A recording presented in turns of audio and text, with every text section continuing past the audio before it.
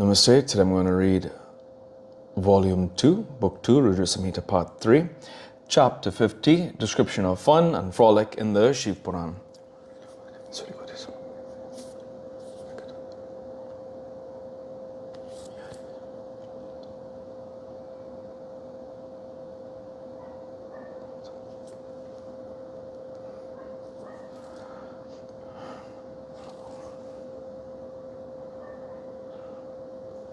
Hariom Tat Sat.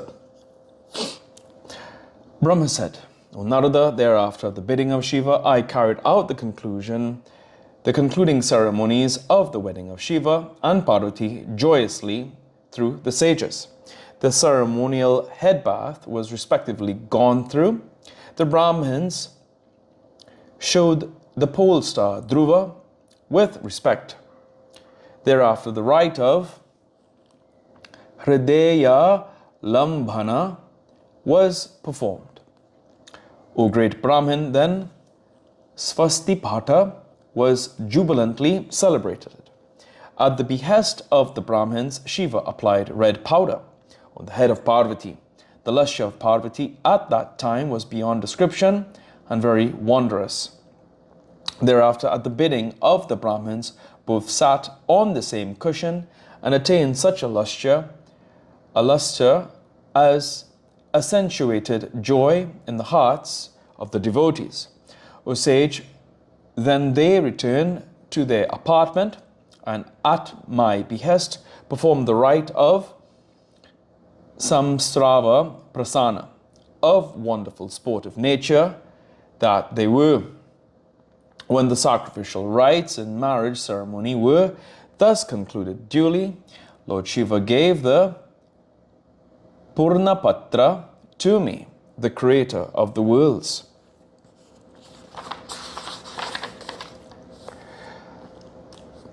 Shiva then made the gift of cows to the presiding priest. Other gifts of auspicious nature were also made. He gave the Brahmins 100 gold pieces each. A crore of gems and other articles were distributed among the people as gifts. The gods, mobile and immobile creatures, rejoiced much. Shouts of victory rose up. Auspicious sounds of music were heard everywhere. The sound of the musical instruments was pleasing and increased the joy of everyone. Vishnu, accompanied by me, all the gods and sages, took leave of the mountain and returned to their abodes. The ladies in the city of the mountain then took Shiva and Parvati to the abode of Kubera. Their several social customs and conventions were gone through by the ladies. All round there was great jubilation. Then the couple, benefactors of the people, were led near the bedchamber. It was exquisitely decorated according to convention. The ladies of the city of Himavat approached them and performed the customary auspicious rites. Shouting cries of victory, they united the knot. They were smiling and ogling at one another with hairs standing on their ends due to pleasure. Entering the bedchamber and gazing at Lord Shiva, the beautiful damsels were much fascinated and they praised their good luck. He was gorgeously dressed in fine clothes. He was bedecked in gem-set ornaments. He appeared to be in the prime of youth. He fascinated the ladies with charming loveliness. He was smiling gently and glancing at everyone lovingly. Then the 16 celestial ladies arrived there and saw the couple with great respect. They were Saraswati, Lakshmi, Savitri, Jhanavi, Aditi, Sachi, Lopamutra, Arundhati, Ahilya, Tulasi, Svaha, Rohini, Vasundara, Satarupa, Samjana, and Rati. There were several virgins of the gods, Nagas, and the sages. They were charming and attractive. Who can enumerate them? A gem-set throne was offered to Shiva, who sat on it joyously. The celestial ladies made these sweet, witty remarks to him one by one. Saraswati said, O great Lord, Seti, who was more than your life to you, has now joyously rejoined you. O lover, seeing the face of your beloved of moon-like splendor, cast off the heat of your distress. Spend your time, O Lord of time, in the close embrace of Seti. Thanks to my fervent wish, there will be no separation at any time between you both. Lakshmi said, O Lord of gods, leave off your shyness. Take Seti to your bosom and stand close to her. Why do you feel shy of her, without whom your vital airs may go off? Savitri said, O Shiva, give the sweets to Seti and eat them yourself. Do not be in a flutter. Perform Archmana and offer her better leaves along with camphor. And Jahanavi said, take hold of the hand of your beloved wife, glittering with gold, and stroke her hair. There is no higher pleasure at the hands of her lover to a loving maiden than this. Aditi said, at the conclusion of the meal, for the purity of the mouth, please give water. The love of this pair is very rare to be seen. Sachi said, why should you be shy of your beloved, for whom you lamented and roamed here and there, always keeping her in your heart? Lopamudra said, O Shiva, a duty shall be performed by women in the bedchamber after the meal. Hence give tambula, better leaves with spices, to Shiva and go to bed. Arundhati said, this lady was not intended at first to be given to you, but it is after my efforts that she has been given to you. Hence you must have a good dalliance with her. Ahilya said, leave off your old age. Be extremely youthful so that Meena, whose mind is fixed in her daughter, may approve of you. Tulasi said, Seti was formerly abandoned by you. Kama too was burnt. Then, O Lord, how is it that Vasishta is sent as an emissary now? Swaha said, now, O great Lord, be steady in the words of women. There is a duty for women after marriage, maturity and loftiness of demeanor. Rohini said, O Lord, expert in erotic science and technique, fulfill the desire of Parvati. Loving that you are, try to cross the ocean of the love of your beloved. Vasundhara said, O Lord, the knower of innermost thoughts, you know the emotions of love oppressed maidens. It is not only the husband that she cherishes in her heart, but she keeps the Supreme Lord too, there forever.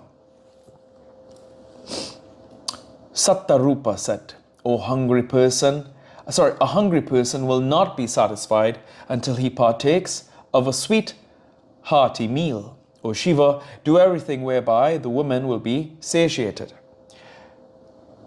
Samjana said, now please send off Shiva along with Parvati to a secluded spot after making the bed, giving them betel and keeping the gem-bedecked lamp ready nearby. Brahma said, on hearing these words of the women, Lord Shiva, who was free from aberrations and was the supreme preceptor of great yogins, spoke to them. Shiva said, O dignified ladies, do not utter such words to me. You are the chaste mothers of the worlds. How do you speak so trivially in regard to your son?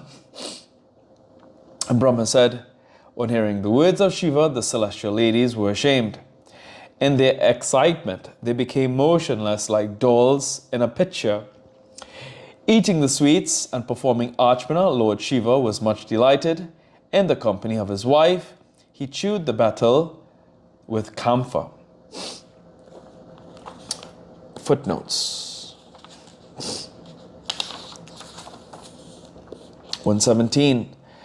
The bride is sprinkled on her head. The ceremony renders the bride free from physical troubles and sacrifices her for the married life. 118. In the night, the bridegroom shows to the bride the polar star, a performance suggestive of firmness in the conjugal life. 119. The husband touches the heart of the bride, reaching over her right shoulder. The heart is the center of feelings. By touching it, the husband symbolically tries to rouse them and make them flow out to meet his own heart and thus unite them in the world of love. 120. These verses are usually recited on auspicious occasions. Let me see this. 120.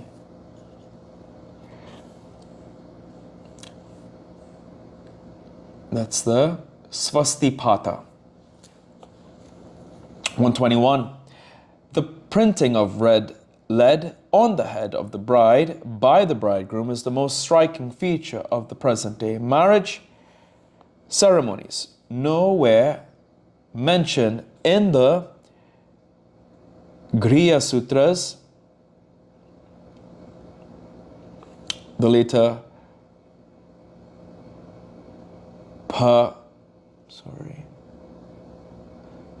Padhatis, however, refer to this custom. And the Samsrava Prasana, right? It is the ceremonial licking up of the remains of liberation. And then there's 122, which is about Purana Patra. At the end of the nuptial ceremony, a vessel full of raw rice grains is given to the officiating priest who conducts the nuptials. A cow as a ceremonial gift is also offered along with some hard cash and clothes. 123. Tying together so as to form a knot the garments of the bride and bridegroom at the commencement of the marriage ceremony is called Granti Bandhana, while untying the same after the ceremony is called Grantinir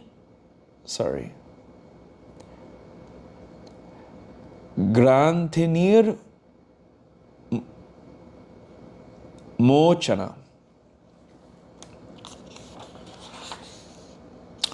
Here ends today's reading of the Shiva Puran. Om Prabhu Pradhanat Yogeshwaram Jagannatha.